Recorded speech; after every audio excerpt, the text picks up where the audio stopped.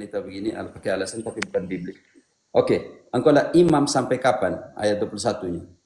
Tetapi yang maaf Pak Pendeta, saya satu orang kalau omong-omong langsung begini. Saya tidak lagi kalau omong pakai main-main. Saya kalau omong-omong begini. Ayat 21. Tetapi yang satu ini dengan sumpah. Karena dia yang berfirman kepadanya, Tuhan telah bersumpah dan ia tidak akan menyesal. Engkaulah imam untuk selama-lamanya. Berarti ritus Melkisedek ini sampai kapan? Om Rio Pendeta. Selama-lamanya. Alasan sekarang kenapa Harun mempersembahkan korban bakaran binatang. Sekarang Yesus di dalam Ibrani ini merubah dari ritus Harun ke ritus Melkisedek. Alasan dasar kenapa Yesus merubah ritus Harun ke ritus Melkisedek, Pak? Karena dari ritus Harun itu hanya untuk Israel atau Yahudi saja.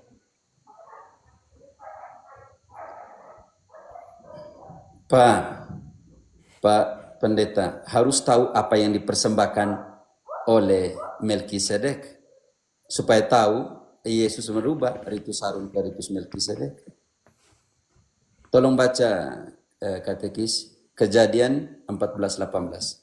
Apa yang dipersembahkan oleh Melkisedek? Melkisedek Raja Salem membawa roti dan anggur. Ia seorang imam Allah yang maha tinggi. Katekis, Melkisedek mempersembahkan apa? Roti dan anggur. Lukas 22:19-20, Yesus mempersembahkan apa? Tolong dibaca. Lukas 22 ayat 19-20. Lukas 22 ayat 19-20 sampai dengan 20. Lalu ia mengambil roti, mengucap syukur, memecah-mecahkannya dan memberikannya kepada mereka. Katanya, inilah tubuhku yang diserahkan bagimu. Perbuatlah ini menjadi peringatan akan aku. Demikian juga dilakukannya dengan cawan sesudah makan. Ia berkata, cawan ini adalah perjanjian baru oleh darahku yang ditumpahkan bagi kamu. Tetapi, lihat, tangan orang menyerahkan aku ada bersama dengan aku di meja ini. Pak Pendeta Rio sudah mengerti kenapa perubahan dari ritus Harun ke ritus Melkisedek? Apa itu? Bisa Romo jelaskan? Oh ya, biar katekis engkau jelaskan dulu karena sudah sangat sederhana tadi sebenarnya. Ya, dari kitab suci ini, dari teks kitab suci Perjanjian Lama, menggunakan ritus Harun dengan mempersembahkan korban bakaran. Syaratnya ada 3. Pertama, dari segi biblis harus ada imam, harus ada korban. Bukan Paman, begini. Tadi kenapa kita menggunakan ritus Melkisedek? Karena Yesus sendiri, karena di Imam Melkisedek itu mempersembahkan roti dan anggur sebagai persembahan. Ya, betul. Begitu. Roti dan anggur. Dan Tuhan Yesus juga persembahannya adalah roti dan anggur, mempersembahkan roti tubuhnya dan sendiri. Tubuh dan darahnya sendiri. Dan dalam kitab suci Perjanjian Baru juga menegaskan bahwa perubahan ritus itu terjadi dari perubahan ritus Lewi ke Melkisedek. Jadi begitu Pendeta Rio. Jadi tetap ada kurban, tetap ada altar, tetap ada imam. Tetapi ritusnya berbeda. Kalau perjanjian lama orang Israel dari ritus Harun dan Lewi, di dalam perjanjian baru tetap ada kurban, tetap ada apalagi imam, tetap ada altar, tetapi dari ritus Melkisedek.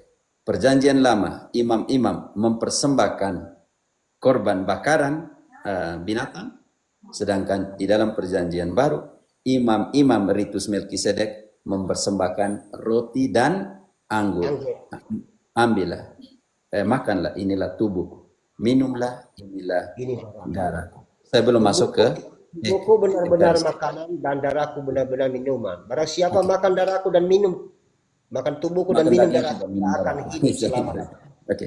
Sekarang kita kembali lagi. Kenapa imam harus merayakan ritus itu? Kembali ke Lukas 22 ayat 19. Garis bawah itu kita sandingkan dengan 1 Korintus 11 ayat 25, 24, 25. Oke. Lalu ia mengambil roti, mengucap syukur, memecah-mecahkannya dan memberikannya kepada mereka. Katanya, inilah tubuhku yang diserahkan bagi kamu. Perbuatlah ini menjadi peringatan akan daku. Peringatan. Garis bawahi kata peringatan. Sekarang kita bagaimana Paulus merayakan Ekaristi. 1 Korintus 11 ayat 24. Apakah yang sama atau tidak sama? Tapi dari 23 supaya Ekaristi itu adalah yang diterima dan diteruskan. Dari 23. Sebab apa yang telah kuteruskan kepadamu telah aku terima dari Tuhan, yaitu bahwa Tuhan Yesus pada malam waktu ia diserahkan mengambil roti. Dan sesudah itu ia mengucap syukur atasnya. Ia memecah-mecahkannya dan berkata, inilah tubuhku yang diserahkan bagi kamu. Perbuatlah ini menjadi peringatan akan aku. Peringatan, anamnesis. Yesus menggunakan satu kata kali peringatan, tapi Paulus menggunakan 2 kali. Di ayat berikutnya tentang piala, tetap di garis bawahi anamnesisnya. Silakan. Demikian juga ia mengambil cawan sesudah makan lalu berkata, cawan ini adalah perjanjian baru yang dimeteraikan dengan darahku. Perbuatlah ini setiap kali kamu meminumnya menjadi peringatan akan aku. Peringatan, anamnesis. Yesus di dalam Lukas 22, 19, 20 menggunakan 1 kali saja di tubuh.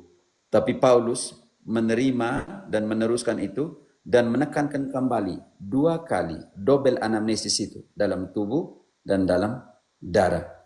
Dan ini harus dipersembahkan sampai kapan? Ayat 26-nya. 26.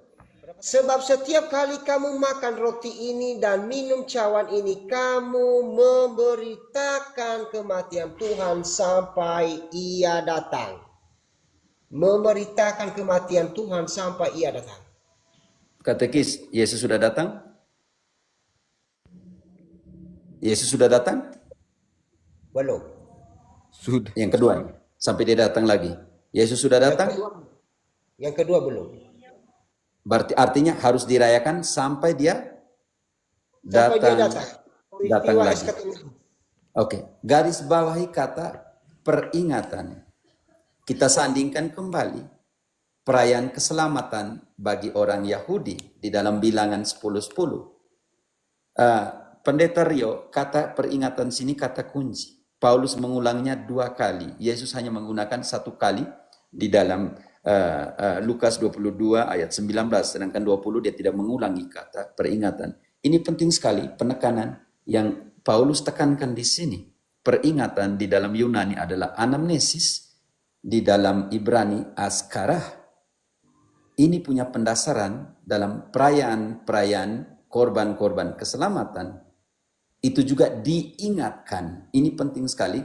Yang sama yang Yesus buat, yaitu di dalam perjanjian baru ritus Harun membuatnya itu. Bilangan 10:10. Katolik. Selama-lamanya. Amin.